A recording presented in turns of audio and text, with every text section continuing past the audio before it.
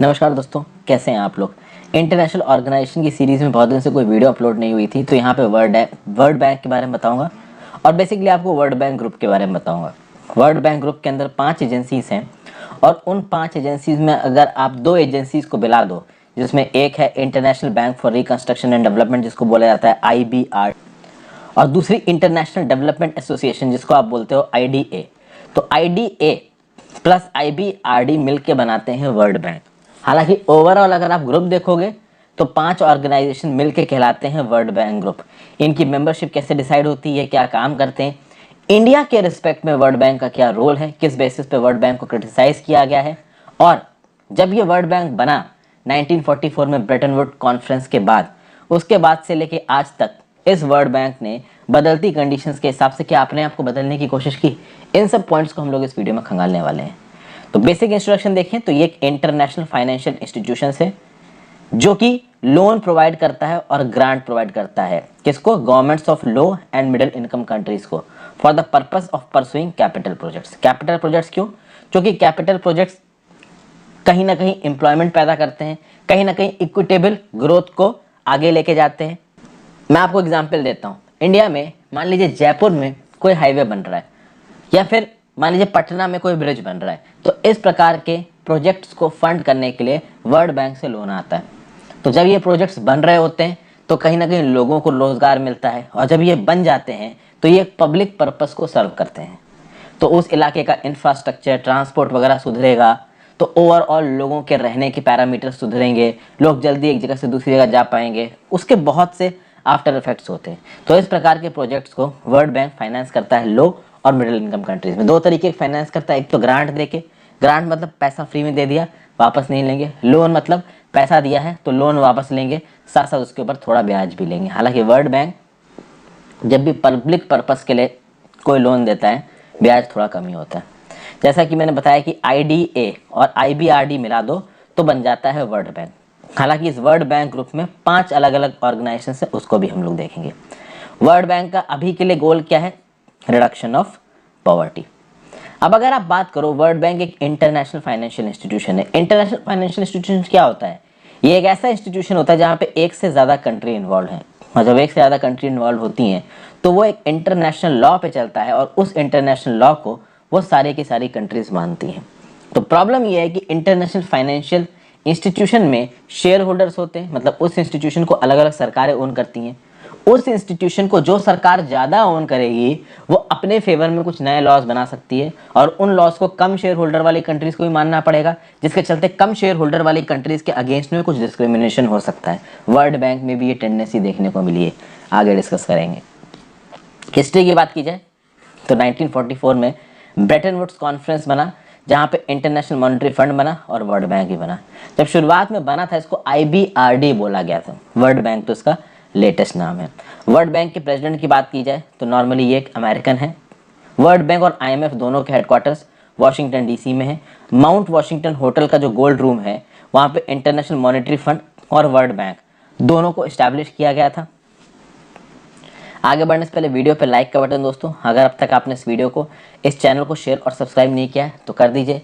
मुझे हेल्प करने के लिए आप ज्वाइन बटन दबा के चैनल के मेंबर ही बन सकते हैं। NCERT 6 से लेके 12 तक polity, history, economy, science, geography सबकी वीडियोस मैंने आपके लिए बना रखी है। बहुत सी बची हुई हैं, धीरे धीरे करके जितना मुझे समय मिल रहा है मैं बना रहा हूँ। इंस्टाग्राम पर फॉलो कर लीजिए, टेलीग्राम ग्रुप ज्वाइन कर लीजिए इस पर्टिकुलर लेक्चर की PDF के लिए। अब अगर आप बात करो तो बहुत सी कंट्रीज रिप्रेजेंटेड हैं ब्रेटन वुड्स कॉन्फ्रेंस में। देखिए, although many countries were represented at the Bretton Woods Conference, United States and United Kingdom were the most powerful in attendance and dominated the negotiations. 1944 में जब वर्ल्ड बैंक बना, उस समय पे जो नेगोशिएशंस चल रहे थे वर्ल्ड बैंक को बनाने के लिए, यूरोप तो पूरा तबाह हो चुका था सेकेंड वर्ल्ड वॉर के ख़त्म पे। यूरोप में केवल एक कंट्री थी, यूनाइटेड किंगडम, इंग्लैंड, जिसके पास अभी भी थोड़ी फाइनेंशियल पावर थी, और US तो थी ही ताकतवर। तो ये 2 कंट्रीज़ ने मेन नेगोशिएशंस पे रोल प्ले किया। वर्ल्ड बैंक की बनाने की वजह क्या थी कि ये जो यूरोपियन कंट्रीज़ हैं जो बिल्कुल बर्बाद हो चुकी हैं, इनको कहीं ना कहीं आप लोन दो, क्योंकि उस समय पे ये जो यूरोपियन कंट्रीज थी वो लो इनकम कैटेगरी में आ चुकी थी। तो इनको टेम्पररी लोन दो ताकि ये कॉमर्शियली काम कर सकें। बेसिकली कॉमर्शियल लोन तो इनको मिलना नहीं था, ये कंट्रीज इस हद तक तबाह हो चुकी थी। प्लस 1945 के समय पे एक बात तो क्लियर थी कि भाई यूनाइटेड नेशंस के आने के साथ साथ एक नया इंटरनेशनल इंटरफेस आने वाला था। तो आगे आने वाले समय में बहुत सी कंट्रीज को आज़ादी मिलने वाली थी, ये सबको पता था। तो बाद में जो भी लो इनकम कंट्रीज या थर्ड वर्ल्ड कंट्री सामने आएंगी उनकी भी मदद करेगा वर्ल्ड बैंक, ये बात बोला गया।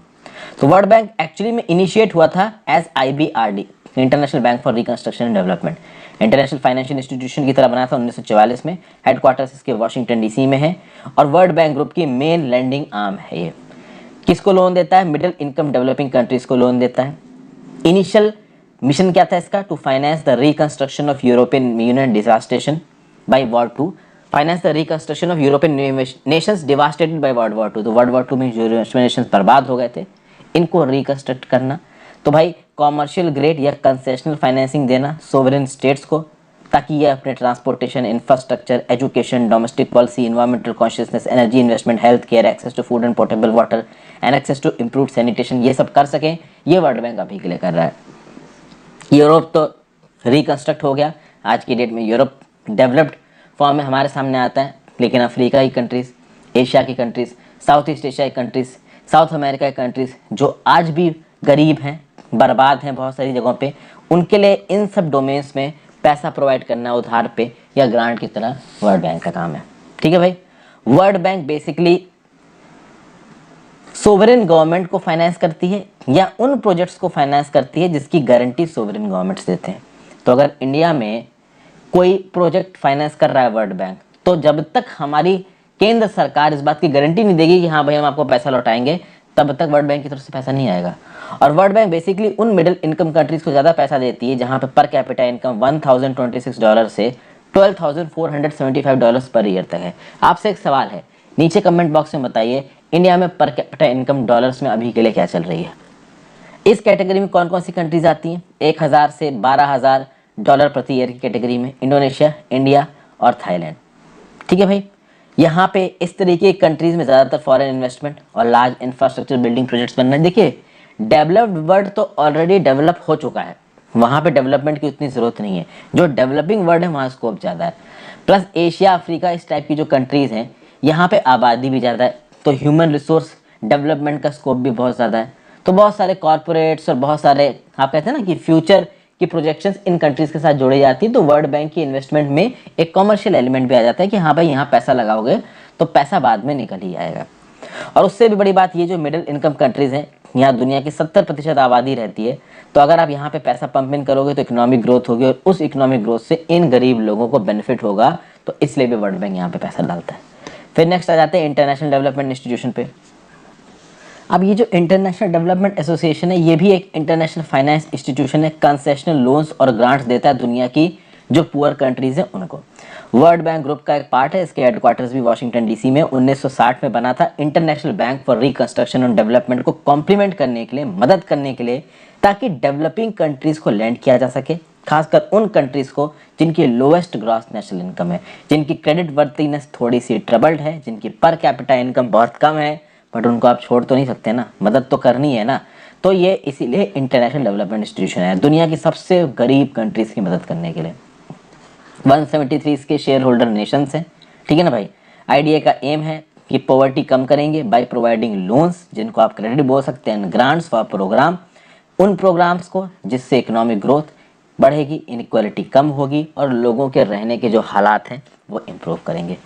IDA one of the largest source है असिस्टेंस का, किसका? दुनिया के 75 सबसे पुअर कंट्रीज़ का, जिसमें 39 तो अफ्रीका में ही है। इन कंट्रीज़ में सोशल सर्विसेज को प्रोवाइड करने में, कई सारी कंट्रीज़ में सोशल सर्विसेज को प्रोवाइड करने में एकमात्र जो एजेंसी निकल के आती है वो है इंटरनेशनल एजेंसी IDA। IDA बहुत सारी डेवलपमेंटल एक्टिविटीज़ में एक रोल प्ले करती है, चाहे इक्वलिटी को प्रमोट करना, इकोनॉमिक ग्रोथ को, जॉब क्रिएशन को, हायर इनकम्स को, बेटर लिविंग को। ठीक है ना। तो आगे बात करें तो टोटल वर्ल्ड बैंक ग्रुप की बात कर लीजिए। जैसा कि मैंने आपको बताया, IBRD IDA को मिला लो बन जाता है वर्ल्ड बैंक। वैसे वर्ल्ड बैंक में 5 बैंक्स हैं, international bank for reconstruction and development और इंटरनेशनल डेवलपमेंट एसोसिएशन, दोनों को हमने देखा।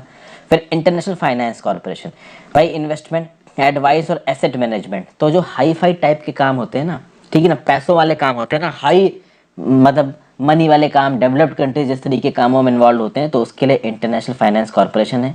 मल्टीलेटरल इन्वेस्टमेंट गारंटी एजेंसी, जो कि इंश्योर करता है लेंडर्स को, इन्वेस्टर्स को, अगर कोई पॉलिटिकल रिस्क हो जाए, वॉर जैसा। और एक है ये international centre for settlement of investment disputes. Investment disputes हो जाए तो उसमें आर्बिट्रेशन करता है ICSID। इंडिया इन 5 में से 4 का पार्ट है, ICSID का पार्ट इंडिया नहीं है। क्यों नहीं है इसके बारे में हम आगे देखेंगे।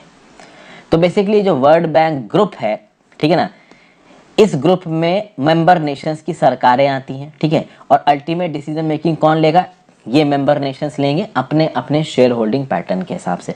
वर्ल्ड बैंक ग्रुप का अपना बोर्ड ऑफ गवर्नर्स है, बोर्ड ऑफ एग्जीक्यूटिव डायरेक्टर्स है, जिसमें अपॉइंटमेंट इसके चार्टर के हिसाब से होती है। अगर आपको वर्ल्ड बैंक ग्रुप के अंदर एक बैंक बनना है तो देखिए, सबसे पहले खास बात दोस्तों ये है कि अगर आपको IBRD का मेंबर बनना है, international bank for reconstruction and development का, तो आपका इंटरनेशनल मॉनेटरी फंड ज्वाइन करना जरूरी है। अगर आप IMF के मेंबर हो तभी आप IBRD के मेंबर बन सकते हो, ऐसा लिखा है IBRD के आर्टिकल्स ऑफ एग्रीमेंट में। दूसरी चीज, अगर आपको इंटरनेशनल फाइनेंस कॉर्पोरेशन का मेंबर बनना है, देखिए जो डेवलप टाइप की कंट्रीज है ना, जिनके पास पैसा ज़्यादा है, वो IDA का मेंबर नहीं बनना चाहेंगे। अगर आप प्रॉपर लॉजिक से देखो, इंटरनेशनल डेवलपमेंट एसोसिएशन गरीब देशों की मदद करता है। गरीब देशों की मदद करना, बहुत सारी कंट्रीज बोलेंगे, ट्रंप जैसा कोई लीडर आ जाए तो वो क्या बोलेगा, हमें क्या मतलब है, गरीब हो तो मरो, हमने तुम्हारा ठेका थोड़ी ना उठाया है। तो इस प्रकार की सोच को स्किप करने के लिए ये चीज़ रखी गई है कि भाई देखिए, अगर आप IDA के मेंबर है, IFC के मेंबर है और MIGA के मेंबर हैं, ठीक है ना, तो ही आप IBRD के मेंबर बन सकते हो। तो बेसिकली वर्ल्ड बैंक ग्रुप में ओवरऑल मेंबरशिप आपकी होनी चाहिए। तो अगर आप इंटरनेशनल फाइनेंस कॉर्पोरेशन का फायदा उठा रहे हो तो IBRD और IDA के अंदर जो आपका रोल है आप वो भी प्ले कर रहे हो। ये दोनों फायदे एक दूसरे को कॉम्प्लीमेंट करना चाहिए। अगर आप फायदा उठा रहे हो वर्ल्ड बैंक ग्रुप से तो आप रिस्पॉन्सिबल भी होंगे बाकी चीज़ों के लिए। काफ़ी अच्छी चीज़ है ये वर्ल्ड बैंक की मेंबरशिप की बात की जाए। इनिशियली जब वर्ल्ड बैंक चार्टर साइन हुआ था, जिसको आप ब्रेटन वुड्स कॉन्फ्रेंस का चार्टर भी बोलते हैं, 44 कंट्रीज ने इस पे साइन किया था, जिसमें इंडिया भी एक कंट्री थी। तो इंडिया ओरिजिनली मेंबर है IBRD का और IMF का। बाद में इंटरनेशनल फाइनेंस कॉर्पोरेशन बना जब 1956 में, तो इंडिया उसका भी फाउंडिंग मेंबर था। IDA को भी इंडिया ने 1960 में ज्वाइन किया जब IDA बना। मल्टीलेटरल इन्वेस्टमेंट गारंटी एजेंसी को बाद में ज्वाइन किया इंडिया ने जनवरी 1994 में। ICSID का मेंबर इंडिया नहीं है। International centre for settlement of investment disputes का मेंबर इंडिया नहीं है, क्योंकि इंडिया का ऐसा बोलना है कि ICSID डेवलप्ड कंट्रीज को ज़्यादा फेवर करता है।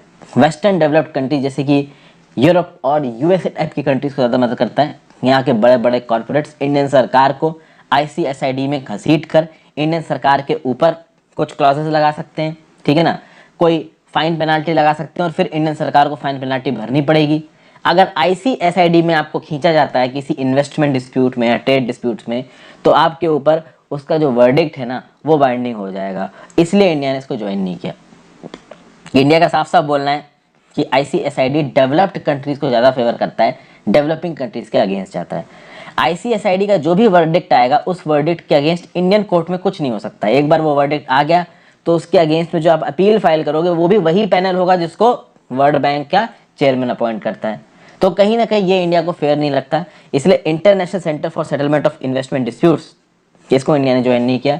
उसने बोला कि इंडियन गवर्नमेंट जिन एग्रीमेंट्स में इन्वॉल्व है, अगर इंडियन गवर्नमेंट के डिसीजन मेकिंग के बेसिस पे अगर आप इंडियन गवर्नमेंट को ICSID में खींचोगे तो सोवरेनिटी का वायलेशन है, प्लस यहाँ पे डेवलप्ड नेशंस के फेवर में काम होता है, इसलिए इंडिया ने इसको ज्वाइन नहीं किया। अगर आप देखो तो वर्ल्ड बैंक की मदद इंडिया को शुरू हुई 1349 में। पहली बार इंडियन रेलवेज को IBRD ने लोन दिया 1949 में। IFC ने पहली बार इंडिया को लोन दिया 1959 में। IDA ने पहली बार इंडिया को लोन दिया 1961 में। ठीक है भाई। बाद में देखिए तो 1950s में IBRD was India sole source of world bank borrowings. 1950s में वर्ल्ड बैंक से अगर पैसा आता था इंडिया के पास तो केवल international bank for reconstruction and development से आता था। बाद में आप देखोगे चाइना वर्ल्ड बैंक को ज्वाइन करेगा 1980 में।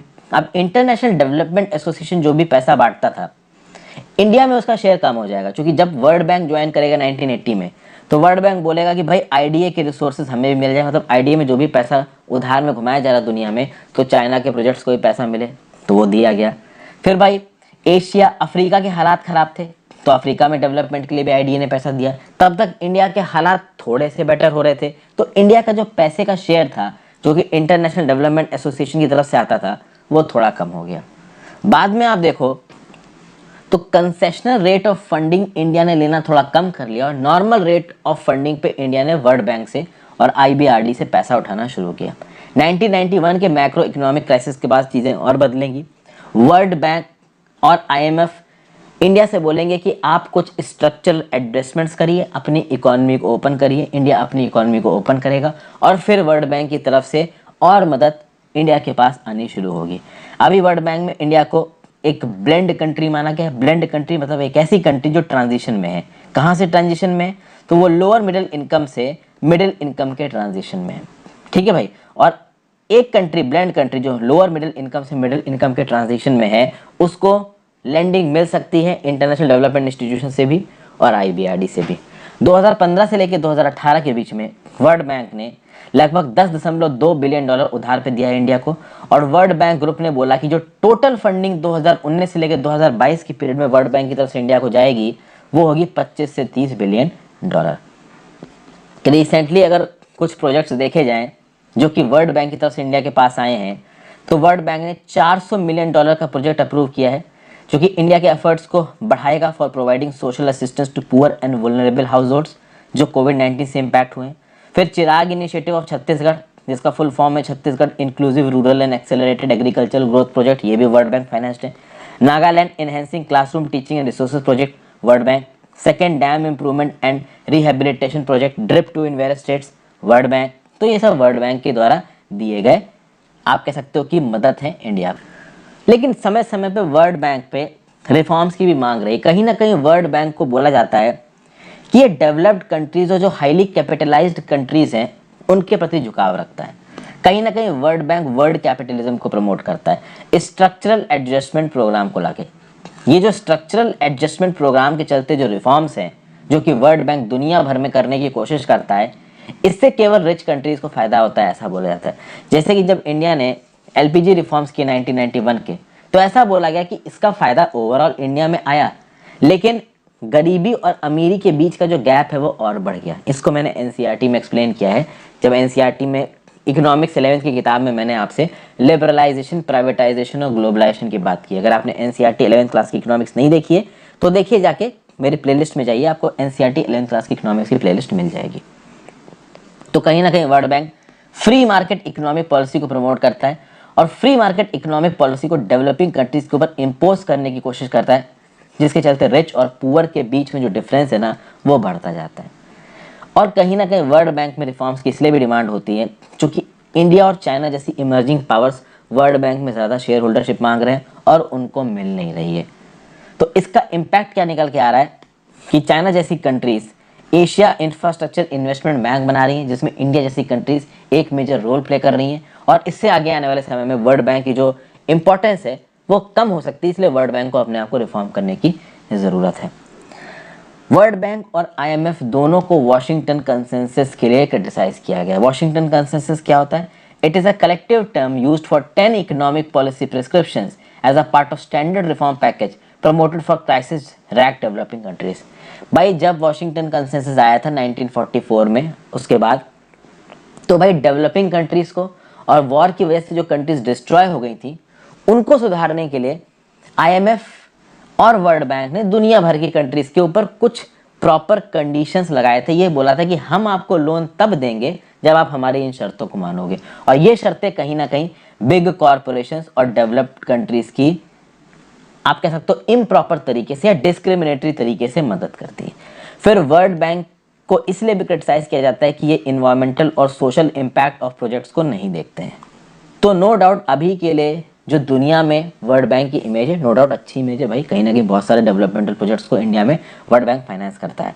बट चेंजिंग वर्ल्ड ऑर्डर के साथ वर्ल्ड बैंक में भी रिफॉर्म्स लाने की जरूरत है। इनफैक्ट सिर्फ वर्ल्ड बैंक में नहीं, वर्ल्ड बैंक हो, चाहे IMF हो, चाहे यूनाइटेड नेशंस ऑर्गेनाइजेशन हो, चाहे सिक्योरिटी काउंसिल हो, हर जगह रिफॉर्म्स लाने की जरूरत है। लेकिन इन इंटरनेशनल ऑर्गेनाइजेशन में जो ताकतवर कंट्रीज बैठी है ना, उनसे अपनी ताकत छोड़ी नहीं जा रही है। इसलिए आगे आने वाले समय में रिफॉर्म आएंगे, कब आएंगे, कितनी जल्दी आएंगे, ये देखने में भी समय लगेगा। तो ये था वर्ल्ड बैंक के बारे में पूरा एनालिसिस। आई होप आपको कुछ सीखने को मिला होगा। अपने व्यू पॉइंट दीजिएगा कमेंट बॉक्स में और वीडियो को लाइक कर दीजिएगा, ज़्यादा से ज़्यादा लोगों के साथ शेयर कर दें जिसको भी आपको लगता है कि ये वीडियो मदद कर सकती है। Good bye.